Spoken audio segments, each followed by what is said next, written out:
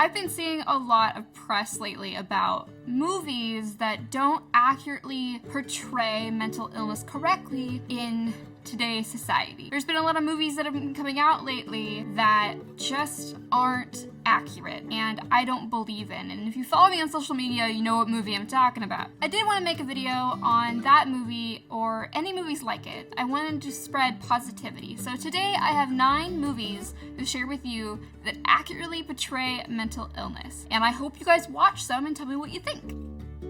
A Beautiful Mind. Directed by Ron Howard, A Beautiful Mind follows a mathematician named John Nash with his development with schizophrenia. This movie portrays mental illness accurately in many different ways. A lot of movies that have a character with schizophrenia usually portray them as dangerous or violent. I like this movie because it actually shows what it's like for the person that has schizophrenia, as well as the friends and family surrounding this person. It shows someone who really does have paranoid schizophrenia, and it shows how hard it is for the family and the friends around this person. It shows that schizophrenia is a lifelong illness, but it can be coped with if you take your medication and have a good support system. Black Swan. I saw this movie years and years and years ago by myself, and I watched it, and it is a trip. Black Swan has a lot of different elements of mental illness in it, including schizophrenia, paranoia, psychosis, and eating disorders. Basically, the main theme of this movie is perfection. So it really does show accurately what it's like to be in the dance industry, trying to strive for perfection, and what the cost of perfection is. It's a really, really good movie. I'm gonna keep saying that. Highly recommend it. A lot of drama. What About Bob? It stars Bill Murray, which is one of my favorite people. So it's a comedic story about a mental health patient and his therapist. Bob is a very clingy patient, and he talks to his therapist and calls his therapist all of the time. His therapist goes on a vacation, and Bob decides to follow him. It's a very funny movie, and I really do enjoy it. This movie shows the relationship between a therapist and a patient, what to do, what not to do. It's really funny. It doesn't poke fun at mental illness. It just is a movie that makes you laugh about the certain things of a relationship between a therapist and a patient, and I think it's a great movie. Get out! Why can't you get Bob out of the house? He's not gone. That's the whole point. He's not gone. Is this some radical new therapy? Shutter Island. Now, I was hesitant to put this on the list, but after reading about why people think it's accurate, I totally agree. So how do I explain this movie? It's not a scary movie. I wouldn't classify it as a horror movie. I would classify it as like a thriller, mystery, what is going on kind of movie. Shutter Island is about this detective who was put on this island to find a missing patient. I don't want to say a lot about this movie because it would ruin it, but the basic themes of this movie are trying to portray what it's like in a mental institution in the 1950s, how horrible the conditions were, how they were treated, what type of treatments that were given to these patients, as well as our main character has bipolar disorder. There's a lot of themes of mental illness throughout the movie, and I think it's pretty accurate. It's a very good movie, and I highly recommend it. My favorite book of all time as a teenager was It's Kind of a Funny Story. The writing made me feel not alone because some of the themes in it, suicide, anxiety, depression, was something I really connected with.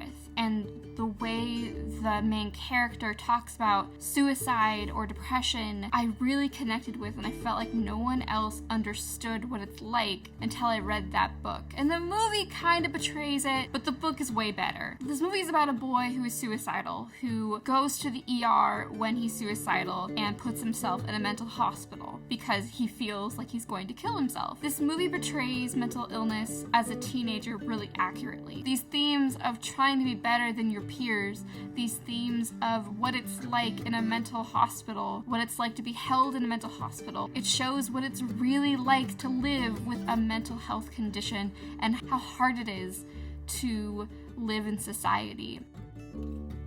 So in Little Miss Sunshine, we follow a dysfunctional family on a road trip to California because they want to bring Olive, the main character, to a beauty pageant. This movie has a lot of mental health themes, including suicide, and that's why I put it in this list. One of the characters, Frank, Olive's uncle, tries to kill himself, tries to commit suicide, and the whole family knows about it. They have a lot of shame around it. But this character, Frank, he doesn't let that suicide attempt define who he is, and it doesn't define him in the movie. We kind of know that he committed suicide and that's why he's with the family, but it doesn't define him. It shows that there's no magic recovery with him, and recovery is a process. And he shows us that in the movie by taking little steps to get better. I really enjoy this movie. It's funny, themes in it that no one really touches on, and that's why I really like it.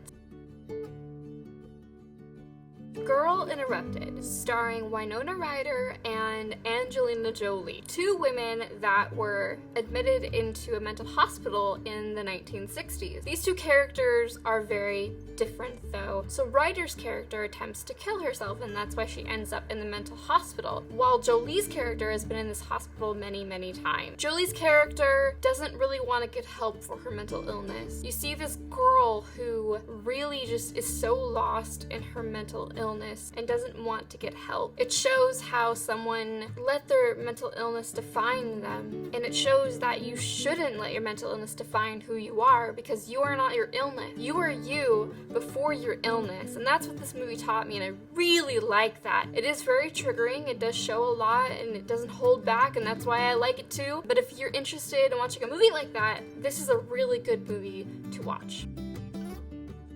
Silver Linings Playbook, one of the new ones on this list. The main character has bipolar disorder, and when the movie starts, we see him come home from the mental hospital, and he's staying with his parents. This movie has a lot of themes in it that I enjoy. It doesn't accurately represent someone with bipolar disorder, but it does accurately represent how a family would cope with someone going to a mental hospital, how people with mental health conditions can find love and can find support. It shows that you can find love even if you're mentally ill. If you're mentally ill, that doesn't brand you as being unlovable, and that's what I like about this movie.